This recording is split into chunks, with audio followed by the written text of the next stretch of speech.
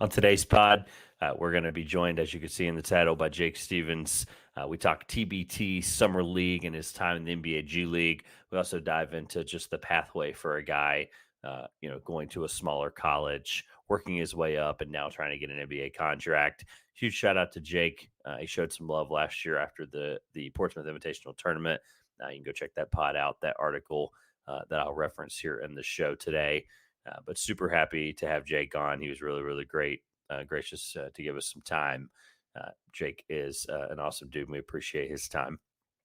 Before we jump into the interview with Jake, just remember that 2 Pointers is presented by SeatGeek. $20 off your first purchase, whether you're going to these TBT games we talked about. If you're going to be in the Ville or, for, the championship in Philadelphia, like we talked about in this interview, $20 off your first purchase. Link in the top of the description, SeatGeek.com. SeatGeek is one of the best ticketing apps out there. You get a deal score 1 through 10, red, yellow, green, letting you know what you're getting from a value standpoint, whether it's the price, the seat. You can even get a view of your seat as well, which is really great. So SeatGeek, big thank you to them for supporting the show. Big thank you to you guys for continuing to like, comment, subscribe. 5-star rating and review is greatly appreciated. Be sure to show Jake some love. Jake Stevens 0 on Twitter. He is obviously working his way up and trying to get into an NBA opportunity. We talk about that goal and that journey today. The TBT, he just hit a buzzer beater for a team that had not made it to past the first round in the TBT in many years. So we get into some great stuff with Jake. Don't forget to check out all of our other shows as well we've done the last couple of weeks. And then anything working on in the future. Trivia Showdown will be out very, very shortly. Enjoy the episode with Jake. Fight.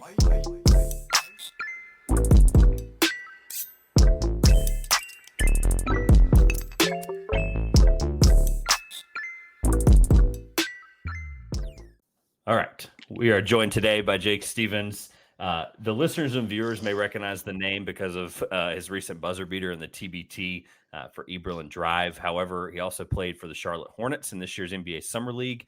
We're going to talk about that. Hornets fans, I know, are excited to talk and hear about that. Previously played in 30 games for the G League's Capital City Go-Go this year.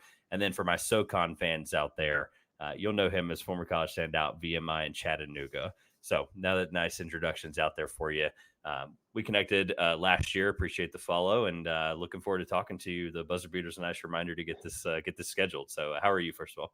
I'm good. I appreciate you having me on. It's been a pretty crazy past couple of days, but finally got some downtime. So been looking forward to this. Absolutely. For those that, depending on when people are listening to it, right? The focus right now is to win $1 million or a split of $1 million. So the TBT, I'll link the episode we did with, Dr. Elam talking about the idea of kind of how the TBT brought the Elam ending in. And I'm going to get your thoughts on it later today as well. With players and coaches, especially the first time, I told you this before we started, I like to get to know them a little bit and kind of know how we got to this point. So this is kind of a fun story. I know you spent, 4 years at VMI, a year at Chattanooga. That was kind of where, I don't know, ceilings to talk to you about the draft process and where that kind of spiked. And then that brings us, at least with, us chatting about basketball, or at least getting to where I found you, I was at Portsmouth last year, which obviously is a really cool experience as a whole. And I actually had you, I did an article recapping it. I had you as my 2023 PIT second team center. So you can add that one to your resume. Let's go. But I'm going to read you what I wrote. I'm going to be constructive. It's fun. I want to get your kind of thought. So I wrote, Jake provides a unique skill set as a stretch big. He's versatile as a pick and roll and pick and pop threat. This is based on only what I saw this weekend, of course. You had 5 years of good tape. He showed significant improvements over his 5 years in college and his shooting efficiency numbers. As a strong 6'10" player, his presence in the post offensively leaves something to be desired, but I think the threat as a shooter can mask some of that. Defensively, he is active and demonstrates excellent communication on switches and through screens, especially when his teammates may not see when a screen is coming. The way the modern NBA is with its need for bigs that can shoot the ball, why not give a guy who shot 55% from the field and 40% from three this year on career high attempts, contributing to an NBA team? So is that accurate? And if not, who is Jake Stevens, the basketball player? No, I actually appreciate that. You didn't call me one of the slowest players alive. I've heard that before, specifically from my college coach. He told me I was the slowest player in Division I basketball my freshman year. No, I mean, I know if this was my final form as a basketball player, if objectively, if this was someone else and I'm evaluating them, I'd be like, oh yeah, that's a a G League guy, a fringe NBA guy. Like he's probably better overseas. But I personally, I don't believe this is my final form. I think I can get a lot better. I think I can get more athletic. And, all the stuff that has kind of been around me my whole life. I think that's just one of the biggest things. Like with an NBA team with their resources and the strength and conditioning department, like I don't think there's any reason why I couldn't make huge improvements. So as a player, I feel like I just have so much more to get better at, and that's kind of why I'm continuing to fight for that spot. Um, but yeah, I mean, if it is overseas, like I have no problem with that either. Like I love the game of basketball, and I just want to play at the highest levels. So I love it. Talk to me. I like the nugget about the VMI days there. I'm glad you clarified what year it was, of course, because you go into a school like that where the basketball history is something that the school's been around for a really long time, but the basketball history maybe isn't as strong as maybe a North Carolina, to Duke. say the We all know least, that. yeah. But going into that experience, though, like those military academies aren't easy by any stretch of the imagination. Of course, your last year, your kind of final hurrah that was really incredible was at Chattanooga. But talk about how important that experience at VMI was. It's insane. Like you learn so much about yourself and like how far you can really push yourself. And honestly, it comes down to, it's pretty much you're in basketball or you're in class. So I was able to just kind of really focus in on basketball for 4 years and just kind of set myself up for the future and kind of set those, time management and work habits that I can now carry over with me. Like it seems, you get out of EMI and it seems like the days are longer. Like you're like, man, I have this much time now. Like before it was wake up at, 6:45, you have breakfast formation at 7. You're pretty much going the whole day until maybe 3:30, 4 o'clock, and then you have practice right after that, dinner 7 to 8, study hall right after that, and then you're hoping to be asleep by 10, 11 o'clock. So, and you do it all again the next day, even if it's a weekend. So it's like you're pretty busy, but like I said, it's really helped prepare me for life outside of it. So let's fast forward a little bit. I know the Chattanooga fans might not want me to jump past those days, but they can go. They know, right? They understand Yeah, how fun they that year get it. was. But let's talk about the Elam ending and the TBT as a whole. The Elam ending we'll get to. Talk about the opportunity, how you got to play for Eberlin Drive, and for context for the listeners, they're only one of two remaining teams from the inaugural TBT in 2014, which is really cool. Haven't made the first round in 2 straight summers, so obviously this is an incredible place to be. Yep. The shot that we just saw the other day really put you guys in that position. So before we get to the shot in this past game, how did that come about? How did the opportunity to play in the TBT, get to your doorstep? Just kind of like basketball connections. One of the coaches I was fortunate enough to work with in DC with the Go Go. He had coached Eberlin Drive, and just kind of put in a good word for me. I grew up watching the TBT. Like I obviously West Virginia. Like I'm from there. They have a good team, and it's always fun to see those names on the jerseys play. Even it doesn't even matter if they're good. Like you just want to see Deshaun Butler and all those guys out there. Um, so I knew I wanted to play in it, and then this popped up. Obviously, I knew it was going to be at the tail end of summer league, and I told him I was straight up with him like I want to focus on summer league first, and kind of whatever happens, I'll do my best to get to wherever you all are as long as you win it. And they held up their end of the bargain, got 2 wins, got me out here to Indy, and we got the job done last night. So talking about obviously the shot was incredible, tipping it in at the end there, right? Talk about what that moment was like, knowing that you're one step closer to, again, for those that don't know, this is $1 million prize. I mean, this is like, guys, that's a contract for some guys, and that's just an Yeah, incredible amount of money. And so talk about what that means for, how big that moment was to get you guys, job's not finished, as yeah, Coach said, but absolutely. I mean, talk about that moment. it puts us in the Elite Eight, so 3 games away, obviously 3 wins away. But just, like I was telling people, the past 48 hours, you go from playing in the summer league against the Brooklyn Nets, like had a pretty solid game there. Wake up the next morning at 5 a.m., travel day, all of the flight trouble that's been happening, had flights canceled, had flights delayed, lost my bags. So land in Indianapolis, get to the hotel around 2 a.m. You have a shoot around at 10 a.m. Just meet the guys, try to work in some sets and stuff. And, you're out there on the court playing by 7. And I told people last night too, it's like we all speak the language of basketball. We all know what a ball screen is. We all know what a flare is. Like, let's just get out here. Let's get to work. And thankfully it was, I felt like that was the only way it could happen. Like it was written in the stars almost. So I was happy to be there, and I've just enjoyed every part of this journey thus far. So obviously your shot was part of a overarching theme that comes with TBT, which is known as the Elam ending. For those that might not know, it's been tested in the NBA All-Star Game setting. I believe it's still used to this day in that setting. Talk to me about, you hear about media members giving their opinion on it. I've talked to Dr. Elam. Obviously, the guy who invented it's going to tell me it's an awesome thing. That's totally fair, right? But are you a fan? I know we talked a little bit off the recording, but for the listeners, are you a fan of it? And then do you see it being valuable to the game of basketball at the highest level? So I am absolutely a fan of it. I think it serves a good place in a setting like this. It just kind of brings a different energy towards the end of the game. Um, and then obviously, I don't know if people watch the G League that much, but their overtime is basically the Elam ending. So they've even adopted it. So I mean, it's already basically at the highest level. But I'm not so sure that the NBA could do it, just because based on my experience with it last night in a couple overtime games, like the game gets so physical at the end. You're just putting a lot of pressure on the refs, and you're putting them in a really tough spot to, like, are we going to end the game on a couple free throws here? Like, is that really, because that's kind of the whole point of the Elam, is to kind of eliminate that. And that's just kind of the natural tendency is, you tense up, and you're trying to keep somebody from scoring 8 points. Like, it's all out battle. So it does get tough, and I kind of feel for the refs, because I think it would put them in a pretty awkward spot. A lot of times, like last night, things were pretty physical. Some fouls that should have been fouls weren't called. Um, but I think it's a great setup for anything like this, like some summertime, obviously, the All-Star game, G League games, Summer League games. I think it brings a really good energy towards the end of games.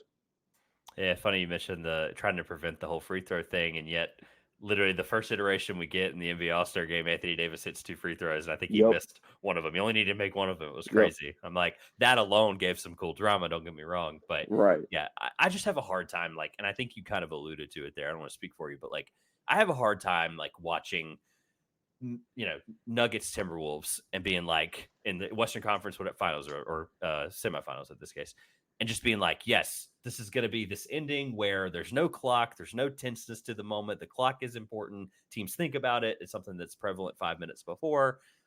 I just have a hard time being like Nikola Jokic and Karl Anthony Towns and Rudy Gobert, and these guys are going to square off, and it's going to Yep. be that ending. But crazier things have happened. Basketball used to not have a 3-point line, for crying out loud. Now, That's a good you're point. 7 foot tall shooting threes at 40%. Like that point. just if you had told someone that in the 70s, 80s, they'd be like, that's just not happening. Like Right. in the block, right? Like they'd be like, Yeah. get down there. But it's just wild to think of where we come. You mentioned the travel with the summer league. I want to talk about summer league and that experience. And I've talked to guys it's this place that is, and I want to go one day. I think it's such a cool environment. It's awesome. What is it like for a player that's trying to make a team and trying to, you have your Brandon Millers of the world that you were a teammate of, but then you also have guys like you that are trying to put themselves out there, not in front of the Charlotte Hornets, but a lot of fans don't understand 29 other teams and 29 now other G League teams, that there's an opportunity out there. And of course you came from a G League roster, but talk about that experience as a player. I mean, it's amazing. And some of the best stories that come out of it are, so-and-so gets signed to a two-way after, they went crazy in summer league or whatever. Like it's almost like you go to a big AAU tournament, you do well, and you get an offer to go to a Division I school or something. Like, it's really that same feeling, only now at the highest level. So it really just kind of takes you back to this big AAU feel. You're walking around the hotel and you're bumping into people that you're playing against, or you're riding in the elevator with other coaches and stuff. And it really is just a neat atmosphere that the whole NBA world comes together in Vegas for, it feels like about 3 weeks, even though it's like a week and a half, maybe 10 days. But no, it's amazing. Like you said, there's obviously the team you're with is evaluating you every step of the way, but I would imagine every other team is watching you play as well. They're all sitting in the stands, and trying to, create the best roster for them. So it's a pretty cool setting. And I was definitely lucky this year to, have some good games out there, whether at least anything or not, you don't know, but you just want to put some good film out there and stuff. And I feel like I did that. Is there somebody that surprised you? Whether you can talk about a teammate, but is there anybody you maybe went against or teammates with this summer league that surprised you and you maybe see a potential for them here coming up? I mean, the easy answer is Matt Morgan. Like, I yeah, know. the easy answer is Yeah, Matt Morgan. I mean, he goes out there and has 36 North in Carolina the kid one too. game, Yeah. which is pretty crazy. Um, I'm trying to think of well, last year, I mean, we had Jordan Ford with the Kings. Yep. He he earned a two-way basically off of his performance in the summer league and throughout the G League with them last year. So it's just always cool to kind of see guys that have stuck with the team for a little bit and then they're on their summer league roster and then they finally get the chance to step up and to be on the big roster. So Jordan Ford was a great one. Even Keon Ellis, like I got to play with him, and now he's on a standard contract and just killing it in the NBA. So like these are all guys that like I look up to and that have done something that I want to do. So talk to me about like I want to get to some other Hornet stuff specifically here in a second, but talk to me about like I brought up our pass crossing at Portsmouth, right? And how important for a guy that's trying to make the league, a guy that's trying to get a contract, a guy that's trying to make a summer league roster, whatever the situation is, right?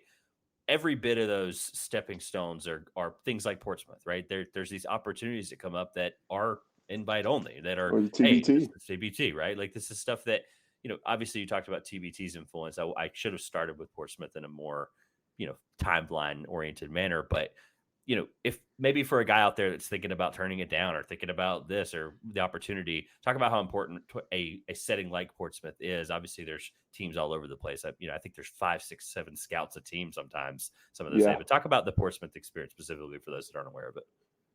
I mean, it's amazing. Like you go out there and like you're given like a whole pamphlet, like a history of it. And then I think when I went out there, it was 69 or 70 years of it. And you're just like, man, this, Yeah, like, I can't even believe this has been around that long. And there's been amazing players that have played in it.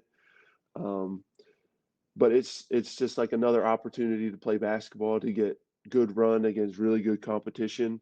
Along with obviously they do some testing and stuff out there, like vertical, 3/4 court sprint, all that stuff. But on top of this, I don't think a lot of people know that you do a ton of interviews with teams. It's basically like a big job interview, like circuit. Like you'll just bounce around from team to team, and it's just a good way to really meet people. Have them put a face to your name. You know, some of them don't come of anything. You have a good interview, it doesn't necessarily mean much, but like you're just practicing those life skills and just talking to people, communicating, like all these little things that you don't really think matter, like all of a sudden they matter, and maybe a 0.1% if it can put you above somebody else. So it's just a cool way to go, play people, meet people, and just kind of keep your name relevant, really. for anybody that's involved in it, I encourage folks to if they're involved in basketball in any way, media, doesn't matter. Like, it, I encourage people because it's authentic. It's authentic basketball. I love that note about the history and the packet. That's really cool. I didn't know that. Yeah. And so it's super authentic. Even if the crowd isn't like into it the first couple of days, like, I mean, people, I mean, you're like feet off of a high school court. Like, so like, it's not like you have no excuse about seeing these guys are right in front of you. So it's really, really cool. And a I lot of the wanted to touch on that. guys, yeah, a lot of the guys will be coming off of like big NCAA tournament, runs That's or right. something like that. So you're getting like big names, like relevant names at the time, are out there playing in a local high school in Portsmouth, Virginia. Like it's a pretty big deal. It's really awesome for that community too to like get those kinds of guys in there and get Yeah. guys that have had incredible college careers like yours. Whether that's we'll get to. I told you to get to the Charlotte thing in a second, I promise. But is there somebody? It made me think of this from last year because there was like you mentioned the names, the tough competition. Like it was an incredible slate of players. Is there anybody, maybe not necessarily from college, but anybody in the last year or so in basketball trying to make the NBA that was just super tough to guard? Like somebody that you just still think about and you're like, that was a rough night. Um, man, I've had plenty of rough nights. Honestly, probably the worst came in practice, um, playing against like Hamadou Diallo, and I'm just like, It's good. man, this guy is just like freaky athletic, like Yeah. so good. And just in terms of basketball life, you're like, yeah, he's older, he's been around. And we're talking one day and he's like, yeah, I'm 25, like, I'm older. I'm like, I'm 24. Like, what are we doing? Like, I love this is that. crazy. Like, we're basically the Uh, same age. Like, I remember, like, we were basically the same age when you were going to Kentucky and stuff. Um, and then when I was with Stockton with the Kings, like our team consists of Scala BCR, Stanley Johnson, mhm. Jeremy Lamb, Deontay Burton, Jalen Noel, like all of these guys. And then me and Dane Goodwin are like the two rookies, and we're just kind of like, we're supposed to compete with, like, what are we doing here? So definitely had a couple welcome to the NBA moments in practice for sure. Like the G League has such a cool blend of those guys. Like you mentioned Yeah. Dane just now. He was another guy that was there last year at Portsmouth. I mean, just Yep. another opportunity, like you said, to just be playing in front of guys. And now I was just watching Summer League and he had some incredible plays this summer. So really interesting to think about. The guy I thought you were gonna say from last year at Portsmouth was like DeAndre Williams. You mentioned the age thing with Diallo. DeAndre's like, 26 or something at Yeah. that point, and he's Yep. built like a linebacker. And I was like, Yep. I feel like anybody should be afraid to guard him, but I thought Exactly. he was a fun one to watch last year as well. So, all right, Hornets fans are just gonna like click off the video. Uh, Viral video that came out that got Hornets fans in a frenzy. You made a cameo in it again. I Let's joked with you go. earlier. It's like stretching or whatever, right? I wish it was a basketball move, but the thing that came from that was Charles Lee. Talk about Charles Lee, his intensity. He's got this. You don't hear a bad thing about the guy when you talk to people in the NBA. And I believe all of it, and I love it. I just want to hear it from your perspective. Talk Yeah. about Charles Lee and just what he is as a coach. I mean, so I got to work with him obviously in the Cali Classic, in the week leading up to those games. So I've only worked with him for, a week and a half or whatever that was. But you could just tell right away, like, he just brings this renewed energy of just like, hey, we're going to do stuff the right way, or we're not going to do it. Like in practice, you mess up one little thing, it's like, all right, we're going to cut it, we're going to restart, we're going to do it over again from the top. Um, so he just brings like this renewed energy of just, hey, we're gonna compete, we're gonna do stuff the right way, we're gonna have fun, we're gonna get after it. But he's also like a really humble guy. Like that was one of the biggest things. Like he comes out there and coaches, all these guys in summer league that he doesn't have to coach. I mean, Brandon Miller was in some of our practices, but he wasn't playing. Like it was, um, not the star players or anything. Like he's coaching guys that will probably not even be on the Hornets next year. So for him to do that, I just think it really speaks to him being humble and wanting to compete, and really just wanting to prove himself right away. All right. So I like to ask this with players, especially on the way out. I couldn't get your major pulled up for whatever reason from back in the Computer day, but science, baby. all right, cool. And I know the background with the military too. Like a lot of that carries weight, right? When you talk about, you said you don't care where it is. One day there's going to be a day where it's just basketball's done, right? And I know it's the day everyone dreads, but what is Jake Stevens doing, or what's the idea? What's the vision? Anything after basketball one day? Hopefully, it's a long time from now. No, I appreciate that.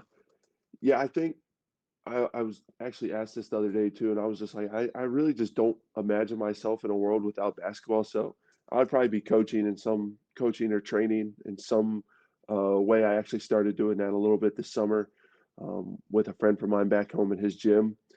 Just whether it's I think we had a little dribblers group, we called it, with like 4 or 5 year olds, and we're running them through drills, or I'm working up with the college kids and stuff like that too. So coaching in some way, I think is probably what I'll do, because I definitely couldn't work at a desk or anything. Like I have to be in a gym. So I'd figure that out. But I think that's also a big part of my journey, is just meeting so many good people, and people along the way that you hope eventually you can give them a call, and if you're in a situation where you need something, then they can help you out. All right, last question. We'll get you out of here, and then you can talk about anything on the way out that you might, be. I don't know. Maybe you're working on something like that with the camp. It's really cool to hear when guys are working on stuff outside of their everyday playing career. If there's a high school guy listening who's going through the process, you mentioned the joke about the AAU and how that environment felt similar to other experiences with the TBT, or with summer league. Excuse me. What's your biggest advice to somebody that's going through the process, maybe, because we talk to high school guys all the time and it just seems like that's an overwhelming place that kind of people can't get their feet grounded, right? They can't figure out how to like make the right decision. you went to VMI, you obviously transferred to Chattanooga, and now you're going through the NBA cycle. So you're doing the things that these guys are looking forward to. Yep. What's the biggest advice you have for somebody that's maybe in high school that's trying to figure their place out and try to get to that NBA level one day? I mean, the biggest thing to me, it's so hard nowadays too because there's a lot of like fake love out there, but it's to really go where you're wanted. Like I probably could have walked on, at some other school, but I knew that Coach Earl at VMI really wanted me. Um, and I knew that he was willing to work with me and, give me a shot to get better. So like really just go where you're wanted, like run your own race because no two people have a similar path. It's different for every single person. Um, and it's never going to be easy. But I think if you go where you're wanted, you stick around, you make good friendships, make good relationships, um, and you just kind of stay loyal to that as a person. I think it'll come back to you in the end. And that was the big decision on going to Chattanooga. It's like this obviously Coach Earl goes there, and it's like this guy recruited me from the beginning, wants me when no one else does, and he had a bunch of the staff with him. So I'm like, why would I not stay with him? Do well, and not only boost my name, but in turn, I'm hoping I'm helping him out in some small way, um, and it's just been a great relationship to have with him.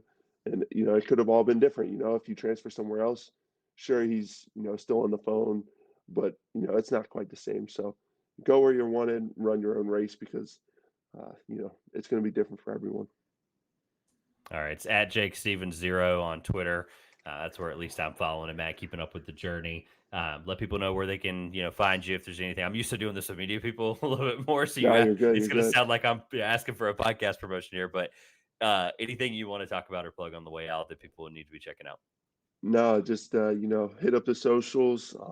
Like I said, I am helping a gym back home, Mountain State Hoops Academy in Shepherdstown, West Virginia. So if anyone's ever in the area, let us know. We'll come run you through a workout. So, but I Love it. appreciate the time. Absolutely. Yeah. Thank you. And TBT, of course, those games and matchups and opponents are being decided, but Elite Eight and then the Final Four round will be played in Philly. So hopefully we'll see you in Philly here on Fox Sports here very soon. So I Let's appreciate you, do my it.